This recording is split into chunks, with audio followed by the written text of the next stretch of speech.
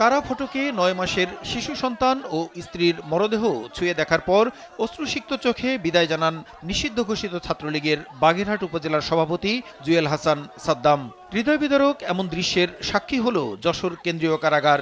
স্ত্রী সন্তানের মৃত্যুর পরও প্যারোলে মুক্তি না পাওয়ায় শনিবার সন্ধ্যায় কারা ফটকেই এই শেষ দেখার ব্যবস্থা করা হয়। রোববার দুপুরে সচিবালয়ে কৃষি খাতের উন্নয়ন নিয়ে স্বরাষ্ট্র ও কৃষি উপদেষ্টা জাহাঙ্গীর আলম চৌধুরীর ব্রিফিংয়ে ওঠে সেই প্রসঙ্গ। সাদ্দামকে প্যারোলে মুক্তি না দেয়া এবং কারা ফটকে স্ত্রী সন্তানের লাশ দেখার ঘটনা নিয়ে সাংবাদিকদের প্রশ্নের মুখে পড়েন তিনি।